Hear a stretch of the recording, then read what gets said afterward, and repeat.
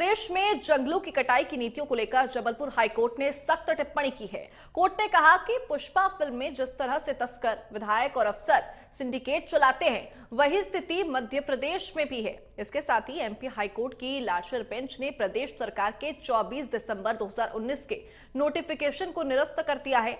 बता दें कि सरकार के इस नोटिफिकेशन में 53 प्रकार के पेड़ों की प्रजातियों की कटाई और परिवहन को अनुमति के दायरे में बाहर किया गया था।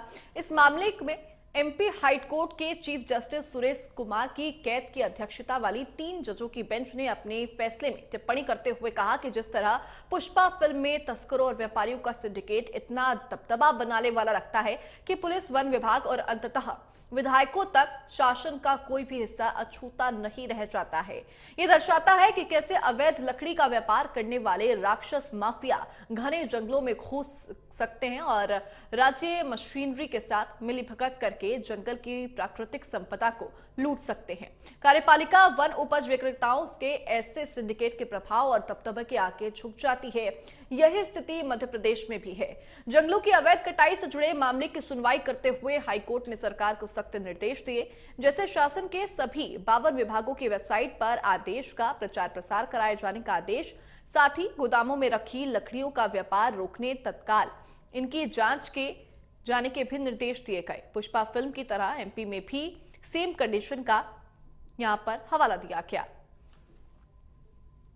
गवर्नमेंट ने एक नोटिफिकेशन निकाला था 2015 में, जिसमें कुछ जो प्रजातियां हैं पेड़ों की, जिनमें पहले परमिट पास लेना पड़ता था उनके परिवहन के लिए, उसके परिवहन से परमिट लेने की शर्त को अलग कर दिया था। उसको पब्लिक इंटरेस्ट लिटिगेशन में चैलेंज किया हाईकोर्ट में कि इससे डिफॉरेस्टेशन हो जाएगा। उसको चैलेंज किया था इस ग्राउंड पे कि उसका मिसयूज हो रहा है और बिना परमिट पास के ये इसका परिवहन कर रहे हैं। हमारे NHI का रोल उसमें इतना था कि NHI सड़कों को चौड़ीकरण के लिए और नई सड़कें बनाने के लिए जो कटाई होती है पेड़ों की, उसके लिए परमिट पास लेना पड़ता था कंसेशनर को, जो ठेकेदार है, और उन्हीं का परिवहन, उसी के बाद परिवहन होता था। इसमें हमारा नेशनल हाईवे अथॉरिटी का इतना वो है कि जो पेड़ों की कटाई के लिए पहले नोटिफिकेशन के बाद परमिट की जरूरत नहीं थी, अब कंसेशनर को परमिट लेना पड़ेगा।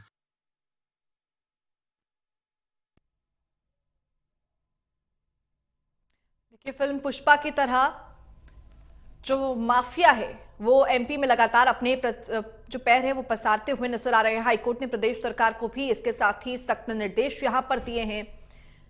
52 विभागों की वेबसाइट पर आदेश का कराए प्रचार प्रसार। ये बात मध्य प्रदेश हाईकोर्ट ने यहां पर की है।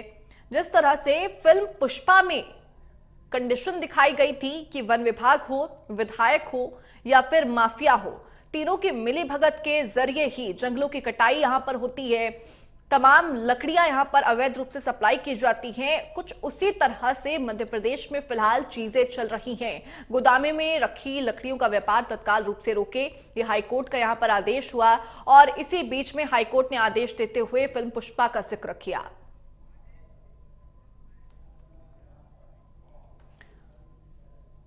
ज्यादा जानकारी के लिए मैं सीधे हमारे संवाददाता राजेश विश्वकर्मा का यहां पर रुख करूंगी। राजेश विश्वकर्मा, ये सख्त टिप्पणी है हाईकोर्ट की, फिल्म पुष्पा का यहां पर जिक्र किया गया और तमाम चीजों का यहां पर बाकायदा जिक्र किया गया कि किस तरह से फिलहाल मध्य प्रदेश में स्थिति चल रही है। बिल्कुल शगुन, देखिए, वनों की जो जंगलों में अवैध कटाई है, कटाई की नीतियां हैं, उनको लेकर हाईकोर्ट की ये तल्ख टिप्पणी है। अगर बात की जाए तो मध्य प्रदेश हाईकोर्ट की लार्जर बेंच ने मध्य प्रदेश सरकार के 24 सितंबर 2019 के नोटिफिकेशन को निरस्त किया है और जिक्र किया है पुष्पा फिल्म का, कि किस तरीके से किस तरीके से जो है सिंडिकेट जो है वो कहीं ना कहीं चलता है। पुष्पा फिल्म में दिखाया गया कि इस तरीके से विधायक, अफसर और सिंडिकेट चलाते हैं और वही स्थिति कहीं ना कहीं मध्य प्रदेश में है। ये हाईकोर्ट ने अपनी टिप्पणी में कहा है। जंगलों की कटाई की नीतियों को लेकर कहीं ना कहीं ये पूरा मामला था जिस पर ये पूरी टिप्पणी हाईकोर्ट ने की है। दरअसल जो नोटिफिकेशन था 53 प्रकार के पेड़ों की प्रजातियों की कटाई और परिवहन को अनुमति के दायरे से बाहर किए जाने का ये नोटिफिकेशन था, जो 2019 में जारी किया गया था 24 सितंबर को। और इसी को लेकर कहीं ना कहीं सुनवाई लंबे समय से चल रही थी। इंदौर से ये याचिका लगी हुई थी और इसकी सुनवाई के दौरान ही हाईकोर्ट ने ये टिप्पणी की है। चूंकि कहा है जो जिस तरीके से पुष्पा फिल्म में बताया गया है कि किस तरीके से सिंडिकेट पूरा काम करता है वनों की कटाई में, किस तरीके से लकड़ियों को बेचा जाता है, किस तरीके से पूरा एक संगठित गिरोह काम करता है, उसी तरीके के जिक्र जो है वो अपनी सुनवाई के दौरान हाईकोर्ट ने किया है।